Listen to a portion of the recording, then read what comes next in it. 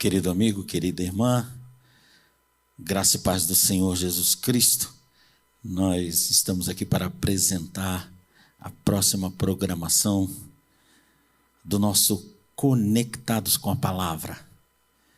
O Conectados é um programa com sequência de mensagens interligadas e em que se apresenta aquilo que é o tema das ministrações da Igreja O Brasil para Cristo durante aquele período, durante aquela semana, durante aquele mês, até durante o ano, porque o nosso assunto tem uma abrangência anual. E dentro do Conectados eu fui convidado para ministrar a Palavra de Deus também. Meu nome é Eduardo, eu sou pastor do Ministério O Brasil para Cristo. E atualmente me encontro em fase de transição para a Igreja O Brasil para Cristo no Mandaqui. E com a permissão e o convite do meu querido pastor Joel Estevanato, estou agora iniciando uma série de ministrações dentro de um tema principal, que são 19 segredos da frutificação. E então, nesses 19 episódios, eu vou estar abordando da maneira mais sequencial possível 19 buscas pessoais, buscas particulares na nossa vida, que uma vez atingidas, uma vez a consequência dela sendo atingida, nós acabaremos por naturalmente frutificar. As plantas de onde o Senhor Jesus Cristo tirou este exemplo, de onde a palavra de Deus tira esta figura, elas não têm a preocupação em frutificar. Elas têm que suprir as necessidades existenciais delas como plantas para oferecerem fruto, caso sejam árvores frutíferas, é claro. Então, elas apenas absorvem da natureza aquilo que lhes é necessário e aí naturalmente frutificam. Nós temos a natureza espiritual, nós somos gerados em Cristo pelo Espírito Santo. Então, qual é o nosso esforço em frutificar? Nenhum. Nós nos esforçamos, isto sim, para compreender os requisitos do Espírito Santo em quem fomos gerados, aquilo que lhe é agradável, e uma vez entendendo, compreendendo, recebendo dele essa ministração, nós vamos tomando posse, nós vamos inserindo em nós aquilo que o Espírito Santo pela palavra nos orienta, e aí nós naturalmente apareceremos com os nossos galhos carregados do fruto que abençoa vidas, que fortalece, que vivifica aquele que está próximo da morte ou mesmo numa condição já desesperadora. Então acompanhe conosco nesses 19 episódios que nós vamos apresentar. E eu tenho certeza no Senhor, porque não dependo de mim, não dependemos do que é humano, mas dependemos do Espírito Santo e sabemos que Ele está interessado em abençoar a sua vida. Então acompanhe conosco o programa Conectados, 19 segredos para a frutificação, pastor Eduardo, Igreja O Brasil para Cristo no Mandaqui. Quero orar com você agora para nós iniciarmos a nossa programação. Pai querido, iniciaremos, Senhor, esta sequência de mensagem e esses episódios, e eu te peço, Senhor, que dia após dia eles alcancem vidas, e essas vidas sejam, Senhor, abençoadas por Ti. E essas vidas naturalmente frutifiquem, naturalmente abençoem outras vidas. Senhor, usa-nos como canal da Tua bênção, em nome do Senhor Jesus Cristo. Amém e amém. Glória seja dada ao Teu nome.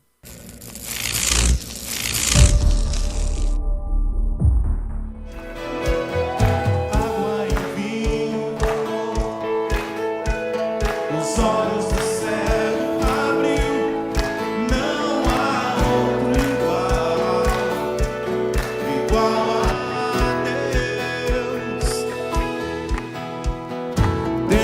da noite brilhou, das cinzas nos fez ressurgir. Não há outro igual, igual a Deus. Deus, tu és grande, és invencível, mais elevado que qualquer outro. Tu és a cura, grande em poder, nosso Deus, nosso Deus.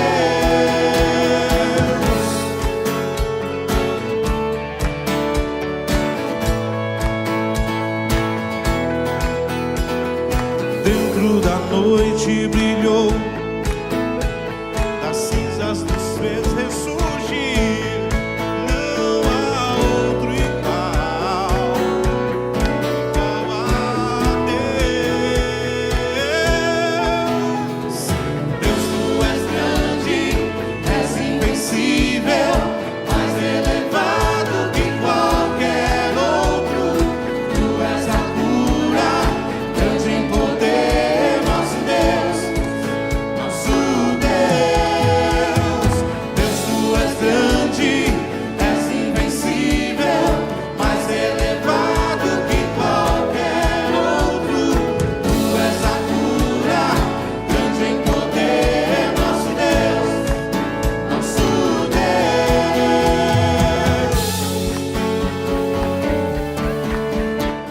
Se Deus está conosco, quem pode nos deter? Se Deus está conosco, não há o que temer. Se Deus está conosco, quem pode nos deter? Se Deus está conosco, não há o que temer.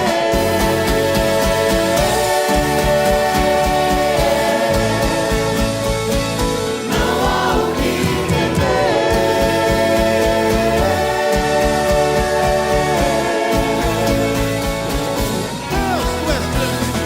Deus, tu és grande, és invencível, mais elevado que qualquer outro. Tu és a cura, grande em poder, nosso Deus, nosso Deus. Deus, tu és grande, és invencível, mais elevado que qualquer outro. Tu és a cura, grande em poder, nosso Deus, nosso Deus. Se Deus está conosco, quem pode nos deter? Se Deus está conosco, não há o que temer. Se Deus está conosco, quem pode nos deter? Se Deus está conosco, não há o que temer.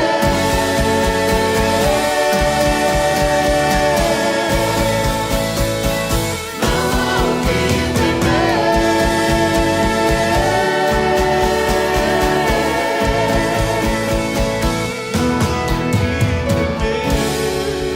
Deus, tu és grande, és invencível, mais elevado que qualquer outro.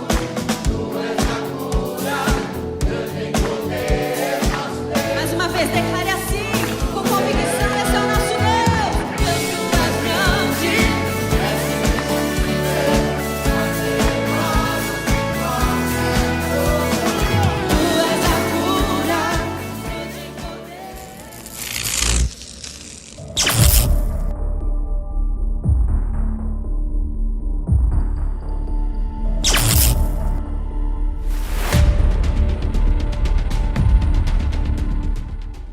Meu querido irmão, meu querido amigo, cumprimento você na graça e paz do Senhor Jesus Cristo. Minha querida irmã, querida amiga, que está agora talvez até nos seus afazeres vendo esse vídeo, que a bênção do Senhor esteja edificando o teu lar, esteja edificando a tua vida, em nome do Senhor Jesus.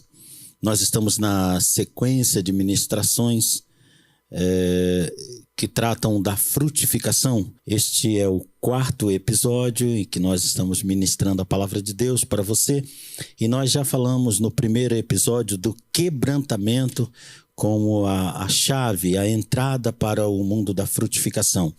Nós também falamos do ganho de significado, quando nossa vida é ressignificada por Deus para estar na presença dele. E falamos na ministração mais recente sobre a intimidade com Deus, que é o caminho em que Deus nos leva e nós sequer podemos calcular até onde vai chegar a atuação dele em nossas vidas. E agora, no 4º episódio, nós queremos falar de frutificação como resposta para quem caminha em fidelidade interior. E nós pretendemos falar dentro desse aspecto, quando o Espírito Santo está presente em nossa consciência e ela o reconhece. Para isso, nós vamos ter como passagem principal a passagem que está no livro de Gênesis, no capítulo 39, dos versos 3 até 12. E eu peço agora que você dê total atenção, medite junto comigo nesse texto que nós vamos ler. Vamos ler agora. Vendo, pois, o seu senhor, o Senhor de José, que Yahvé, o Senhor, estava com ele, e que tudo o que ele fazia, o Senhor prosperava em sua mão, José achou graça a seus olhos e servia-o. E ele o pôs sobre a sua casa e entregou na sua mão tudo o que tinha. E aconteceu que, desde que o pusera sobre a sua casa e sobre tudo o que tinha, o Senhor, Yahvé, abençoou a casa do egípcio por amor de José. E a bênção do Senhor foi sobre tudo o que tinha, na casa e no campo. E deixou tudo o que tinha na sua mão, na mão de José, de maneira que de nada sabia do que estava com ele, a não ser do pão que comia. E José era formoso de aparência e formoso à vista. E aconteceu, depois destas coisas, que a mulher de seu senhor pôs os olhos em José e disse: deita-te comigo. Porém ele recusou e disse à mulher do seu senhor: eis que o meu senhor não sabe do que há em casa comigo, e entregou em minha mão tudo o que tem. Ninguém há maior do que eu nesta casa, e nenhuma coisa me vedou, senão a ti, porquanto tu és sua mulher. Como, pois, faria eu este tamanho mal e pecaria contra Deus? E aconteceu que, falando ela cada dia a José, e não lhe dando ele ouvidos para deitar-se com ela e estar com ela, sucedeu num certo dia que veio à casa para fazer o seu serviço, e nenhum dos da casa estava ali. E ela lhe pegou pela veste, dizendo: deita-te comigo. E ele deixou a sua veste na mão dela e fugiu e saiu para fora. Senhor, que eu seja instrumento da tua palavra agora para abençoar vidas. Ó Deus querido, que eu possa agora contar com tua ajuda insubstituível, para que, ó Pai, a tua palavra seja ministrada sem impedimento. Não seja eu, Pai, que atrapalhe aquilo que queres dizer a quem está vendo agora. Em nome do Senhor Jesus. Amém e amém. Nós temos aqui o capítulo da fidelidade das coisas cotidianas nas Escrituras. É difícil olhar para todas as páginas da Escritura. Deus me deu o privilégio de lê-las algumas vezes, muitas vezes. E é difícil encontrar outro capítulo que possa sobrepujar a questão da fidelidade naquilo que é cotidiano. Naquilo que muitas vezes a pessoa não dá importância. E naquilo que a pessoa muitas vezes não atribui nenhum valor para que haja fidelidade. E é interessante que as pessoas às vezes pecam por muito pouco, justamente porque não valorizam a coisa mínima, mas Deus valoriza, e este capítulo fala disso. ele está falando de um rapaz. E está até fazendo um paralelo aqui, mas muito mais intenso, da vida de José com a vida de Daniel, que aparece lá no primeiro capítulo da vida daquele profeta, do profeta Daniel. E, na verdade, o correr do livro de Daniel é um correr de descrição de um jovem fiel, que trabalha em fidelidade. Mas ali a fidelidade é apresentada numa sequência de 12 capítulos. E aqui está concentrada nesse capítulo 39 de Gênesis. São dois jovens. E muitas vezes o jovem ganha uma qualificação, uma rotulação de pessoa que não é muito fiel ou não é fiel, porque na minha concepção muito fiel não existe. Ou se é fiel ou não se é fiel.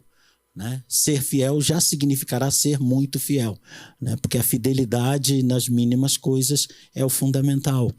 E muitas vezes os jovens recebem essa rotulação. Deixa, ele é jovem, ele não entende de fidelidade. E na palavra de Deus não é assim. Os testemunhos de fidelidade na vida de jovens, como José, como Davi, como Samuel, como Daniel, são muito frequentes. Né? E no ministério de Jesus, jovens aparecem como abençoadores. E aqui nós estamos tratando também de uma sociedade em que a permissividade está na moda. Então eu posso tratar Gênesis 39 como século 21. Gênesis 39 e século 21 têm pontos em comum. Um dos principais pontos é a permissividade. Vejam que toda a questão, todo o questionamento vai girar em torno de permissividade versus fidelidade. E é isto que eu quero que você tome atenção, medite, não apenas agora ao ouvir a palavra, mas também depois. Nesse questionamento, a sociedade em que vivemos, a permissividade que nos cerca e tenta nos envolver e a fidelidade que Deus requer, sem a qual não haverá frutificação diante de Deus. Pode até haver uma falsa ideia de frutificação, mas diante de Deus não será considerado desta maneira. Nós temos uma sociedade hoje que poderia ser representada por esta mulher deste eunuco. E Paulo registra como lista de reprovação, ou listas de reprovações, muitos versículos das Escrituras em diversas de suas cartas. Na carta aos Coríntios, ele tem uma lista de reprovações. Na carta aos Gálatas, ele tem uma lista de reprovações, lá no capítulo 5, do verso 19 a 21, como sendo obras da carne, uma lista de reprovações. Também o livro de Apocalipse vai apresentar, no capítulo 21, uma lista de reprovações. E Paulo está na carta que escreve aos Romanos, no capítulo 1, ele está fazendo, ao final deste capítulo, uma lista de reprovações. E eu quero ler com você, quero convidá-lo a ler os versos 31 e 32. Vamos ler o verso 31 dessa lista das pessoas que são reprováveis, são permissivas com o mal e não apresentam fidelidade diante de Deus. Ele diz que tais pessoas são nécios, são tolos, né? Não avaliam bem as questões essenciais da vida, são infiéis nos contratos. É o caso dessa mulher, é o caso da nossa geração, é o caso daquilo que está na lista do que é reprovável. Eles não têm afeição natural. A afeição que deveria ser esperada do ser humano não está na vida dessas pessoas. Elas são irreconciliáveis. Elas antes se desculpam do que se quebrantam. Elas mais transferem culpa do que assimilam a verdade de que são pecadoras e têm necessidade da misericórdia de Deus. Pelo contrário, a lista encerra dizendo: elas não têm misericórdia. É uma característica da nossa relação, né? Da nossa geração, né? E é desta mulher. E o verso 32 diz ainda algo pior, se é que pudéssemos esperar o pior, mas Paulo escreve o que ainda é pior. As quais pessoas, os quais, conhecendo a justiça de Deus, que exige fidelidade, e aponta que são dignos de morte os que tais coisas praticam, tais pessoas, como a mulher do eunuco, e na nossa geração muitos, não somente as fazem, mas também consentem, agradam-se daqueles que as fazem. Então, esta é a nossa geração e esta era a condição em que estava aquela mulher do eunuco, numa lista de reprovação. Outros que entraram, na lista de reprovação na Escritura Sagrada, são Ananias e Safira. Eles eram participantes da igreja, membros da igreja apostólica nascente, no começo, no ardor do primeiro amor. Naquele primeiro amor que ainda não chegou no que está conceituado na carta que João escreve lá no Apocalipse, aos Efésios, no capítulo 2 do livro de Apocalipse. Eles estavam ainda vivendo o primeiro amor. Podia-se dizer que eles não tinham se afastado do primeiro amor. E dentro desse ministério, para nós verificarmos que a questão é pessoal, não gira em torno de ambiente positivo ou negativo. Aqui havia um ambiente totalmente positivo, como o ambiente era totalmente positivo para Judas. Mas isso não modificou a questão de infidelidade interior que estava no coração de Judas e que estava no coração de Ananias e Safira. E Atos, no capítulo 5, eu vou mostrar para você os versos 3 e 4 e mostrar qual era a condição deles. Pedro, quando confronta Ananias, porque Ananias ele disse que tinha vendido uma propriedade por tal preço e estava dando aquele preço todo para Pedro, ele mentiu. Não era por aquele valor que ele tinha vendido. E então a leitura nos diz isso. Disse então Pedro: Ananias, por que encheu Satanás o teu coração para que mentisses ao Espírito Santo e retivesses parte do preço da herdade? Porque foste infiel, Ananias, é o que ele está dizendo, e ele explica, Pedro ainda explica a completa tolice, a completa inconsequência, incongruência de ser infiel a Deus. Ele diz: se tu aguardasses, guardando-a, não ficava para ti? Vendida, não estava em teu poder? Por que formaste esse desígnio em teu coração? Não mentiste aos homens, mas a Deus. Do que é que Pedro está falando, irmãos? Está falando: tu não foste infiel, Ananias, com o homem. A infidelidade que está aí dentro do teu coração, no teu interior, que passaria escondida aos homens, que passaria escondida a mim, ela é revelada por Deus. Porque Deus sonda os corações, conforme diz Hebreus no capítulo 4. Tudo está desnudo diante dele, diz o verso 11. E não há como ocultar-se. Se alguém está em fidelidade interior, está ocultando-se ao pastor da sua igreja, está ocultando-se à sua esposa, ao seu esposo, está ocultando-se ao seu patrão, à sua patroa, está ocultando-se a quem quer que seja, mas não está ocultando-se a Deus, porque o Espírito Santo habita em nós quando lhe pertencemos, ou o Espírito Santo tudo investiga. Ele conhece todo o ser humano e ele sabe a condição de fidelidade ou infidelidade. E Ananias estava junto com Safira, sua esposa, na condição de infidelidade. É assim que a nossa geração, infelizmente, caminha totalmente contaminada pelo aparente. É a aparência que importa. Sobre a aparência há uma cobrança tal, há uma manifestação tal, causa-se um rebuliço tal que a gente fica até espantado. Mas as pessoas continuam guardando em seu interior, em seu coração, coisas perniciosas. E a que levam essas coisas perniciosas, que infelizmente muitos crentes entesouram no seu coração, ao que leva ao naufrágio da fé. Paulo está explicando a Timóteo algumas coisas referentes à fé e a consciência, no primeiro capítulo da primeira carta que Paulo escreve para o seu discípulo.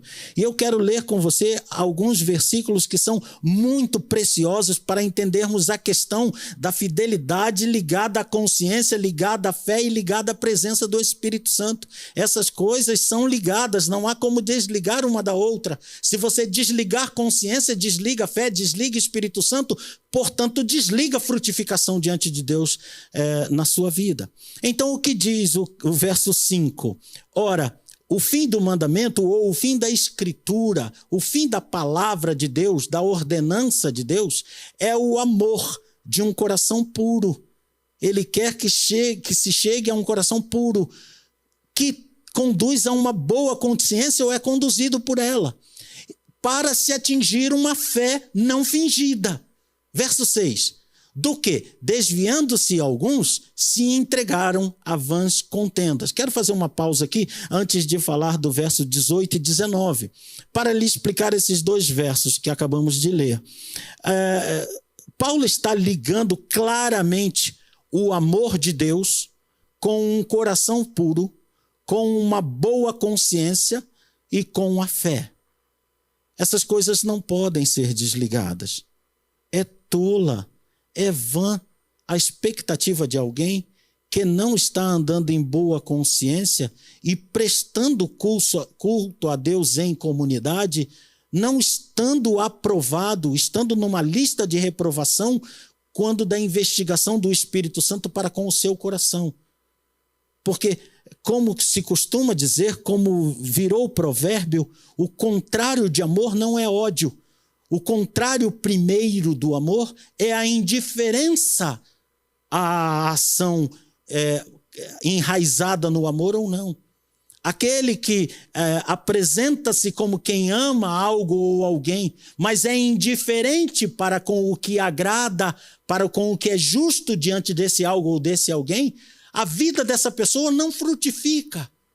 Porque este amor, na verdade, interiormente é desprezo, é indiferente. E é por isso que muito casamento naufraga. Porque no íntimo, no coração, a fidelidade não é um fator considerável. E Paulo está dizendo, sem consciência, você não tem autoridade, você não tem fé, você não tem o verdadeiro amor de Deus no seu coração. E os outros dois versos que eu quero ler agora com você são o 18 e o 19, que apresentam agora um mandamento, né? um conselho mais forte, um conselho mais incisivo de Paulo. E ele diz a Timóteo, este mandamento eu estou te dando, eu estou firmando esse conselho na sua vida, meu filho Timóteo, que segundo as profecias que houve acerca de ti, milites, guerreis por elas, com boa milícia, com boa guerra, conservando a fé e a boa consciência, rejeitando a qual alguns fizeram naufrágio da fé. Então, o que Paulo está dizendo para Timóteo? Ele quer dizer que a profecia se cumpre sobre a boa consciência. Quero voltar lá ao verso 18. Quero firmar isso no seu pensamento. Vamos ler novamente o verso 18 da primeira carta a Timóteo, capítulo 1, o verso 18, que vai dizer para nós, meu filho Timóteo, há profecias sobre ti. Você precisa guerrear para cumprimento dessas profecias. Como é que vai se dar essa guerra? Verso 19. Só se você conservar a fé. Só se você conservar uma boa consciência. Só se você agradar ao Espírito Santo. Porque se você não fizer isso, a profecia naufraga. A fé naufraga. O fruto não acontece porque a árvore fica estéril. Então esse é o posicionamento. É esse o posicionamento que, infelizmente, tem assolado igrejas. Uma vida fictícia, uma vida falsa, uma vida de representação. Porque a consciência está manchada e sabe disso. Olhe lá, quando não está cauterizada, perdão. Não está cauterizada e já até nega que esteja em pecado. Não estou em pecado algum. Deus é amor e não vai me condenar. Deus é que sabe da minha vida. Ora, se Deus sabe da nossa vida, é bom que nós andemos em fidelidade, porque é Deus que condena o corpo e a alma ao inferno. Condena o corpo à morte e a alma ao inferno. Então devemos andar em consciência se é Ele que sabe. Ao contrário disso, eu posso apresentar 3 vitórias na vida de José que são de um significado fundamental para uma vida de muito fruto. Mas quando eu digo muito fruto, eu estou dizendo para você, é 100, não é 10, não é 5. Muito fruto, pastor, 10, 15, 20. Não, eu quero desconsiderar até a proporção que Jesus dá de 60, 70 e 100. Quando Isaac foi fiel a Deus e plantou numa terra árida, ele produziu a 100. Quando ele cavou poços, todos os poços deram água. Em todos os poços havia água. E isso é resultado de uma consciência limpa diante de Deus. E eu quero dizer o quão frutífera uma vida pode ser se ela agradar ao Espírito Santo na fidelidade interior. Primeira vitória de José está no capítulo 39, nos versos 10 e 12. A primeira vitória de José é sobre si mesmo, o domínio de si mesmo, o espírito dominando a carne. Aconteceu que, falando a esposa de Potifar cada dia a José, não lhe dando ele ouvidos para deitar-se com ela e estar com ela. Ou seja, ela não falou uma vez. Não foi uma fraqueza temporária dela, ela estava com uma ideia fixa. Querido, se você pensa que o diabo vai desistir porque perdeu a primeira, se você pensa que o pecado passou de raspão na sua vida, fique consciente de que o objetivo de ambos, do diabo e do pecado, é ferir a sua consciência, é descaracterizar a tua fidelidade. Então ela persiste. Verso 12, nós vamos mostrar que ela persiste. Ela chegou a pegar na sua veste. Ela queria tanto que ela o agarrou. É uma condição em que José podia se justificar, como muitos se justificam. Não houve como evitar. Mas ele venceu a si mesmo e não caiu. A segunda coisa é a narrativa. Eu nem vou ler a passagem, eu vou dizer que você depois leia dos versos 13 até o 19. É a narrativa. Assim que ele foi fiel, começou toda uma narrativa da mulher. Primeiro, no verso 14, ela diz para os empregados da casa que ele a atacou. Depois, quando seu marido chega, no verso 17, ela vai e repete lá toda a ladainha. Quando você quer ser fiel, quantas ladainhas são criadas sobre a sua vida? Esse crente é assim porque ele ganha dinheiro. Esse pastor é isso porque ele está roubando dinheiro. Esse crente é assim porque é isso ou porque é aquilo. Não importa a narrativa, importa a sua consciência de que você está em fidelidade diante de Deus. Somente isto importa para a sua vida. A fidelidade ser reconhecida por Deus. E o último aspecto é que nós precisamos vencer porque José venceu sobre as circunstâncias. Ele foi parar na cadeia por causa disso. A circunstância não foi boa, mas na cadeia ele permaneceu fiel. Muitos dariam a desculpa da cadeia para serem infiéis. Ele permaneceu fiel na cadeia. Por isso Deus lhe deu todo o Egito. Por isso ele foi chamado, na sequência de vitória da vida dele, o Salvador do mundo. Porque não importando ele mesmo, ele venceu a si mesmo. A narrativa, ele venceu a narrativa. A circunstância, ele venceu a circunstância. E Deus, por sua fidelidade, o abençoou grandemente. Que Deus também nos abençoe grandemente. Eu vou fazer uma oração relâmpago agora sobre a sua vida em nome do Senhor Jesus. Deus querido, que esta pessoa que está me assistindo, que ambos sejamos aprovados, não entremos em lista de reprovação, mas sejamos aprovados em fidelidade ao Teu Espírito Santo, lá no nosso íntimo, Senhor, não para aparecer para ninguém, mas lá no nosso pensamento, em nome de Jesus, para a honra e glória do Teu precioso nome. Amém e amém. Que Deus abençoe a tua vida em nome de Jesus.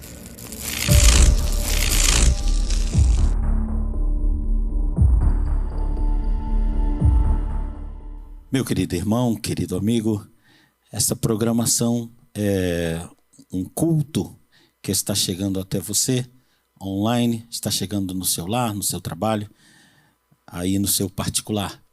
E como um culto que nós prestamos a Deus, em todo culto que nós prestamos a Deus, nós oferecemos aos ouvintes a oportunidade de cooperar, de exercitar generosidade e cooperar com a manutenção do trabalho e também com o progresso desse trabalho, alcançando cada vez mais vidas, tendo cada vez mais meios de abençoar as pessoas espiritualmente. Então, aparecerá dentro aí de alguns instantes na sua tela as contas do nosso ministério, através das quais você pode cooperar com esse trabalho, já que também dentro de um culto nós ofertamos, apresentamos a Deus aquilo que o Espírito Santo nos convence a oferecer ao Senhor, não como forma de barganha. O Senhor não precisa de dinheiro, o Senhor é dono de todos os tesouros, de todas as riquezas. Mas a igreja do Senhor, ela faz dá uma lição de generosidade quando ela permite que cada um de nós cumpra aquilo que está lá em 2 Coríntios, capítulo 9, e eu vou ler o verso 7, que é um verso que nós já conhecemos. Cada um contribua segundo propôs no seu coração, não com tristeza ou por necessidade, porque Deus ama ao que dá com alegria. Então, se você quer cooperar com esta obra, se você quer ver esta palavra chegar a mais pessoas, novo equipamento, novo alcance, coopere com numa dessas contas que está aparecendo para você aí na tela, e eu tenho certeza que o Espírito de Deus se alegrará e que Deus, que é generoso e rico em misericórdia e graça, derramará misericórdia e graça sobre você e sua família, e você terá a sua sementeira abençoada pelo Senhor. Que Deus te abençoe. Muito obrigado pela sua cooperação. Nós vamos orar agora. Espírito Santo de Deus, abençoa neste momento o nosso contribuinte. Sê favorável, Senhor. Abençoa a sua vida, a sua casa, a sua família. Em nome de Jesus, nós cremos em Ti. Que a Tua bênção, Senhor Deus querido, está na vida desta pessoa. Em nome do Senhor Jesus. Amém e amém. E amor, aguarda a volta do Senhor, ó dia alegre em que vai chegar. Amigo, eu venho aqui dizer que Cristo espera por você, cheio de amor que só Ele tem. Erga suas mãos cansadas e peça pra Ele segurar, pois Ele está aqui para te livrar.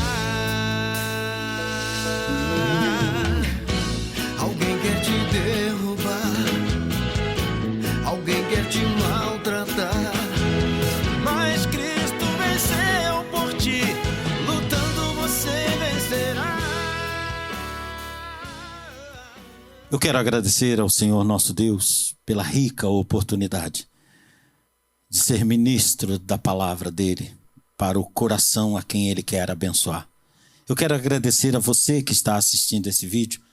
Quero agradecer porque você está, assim, me permitindo ler a palavra do Senhor e explaná-la para a bênção do seu coração.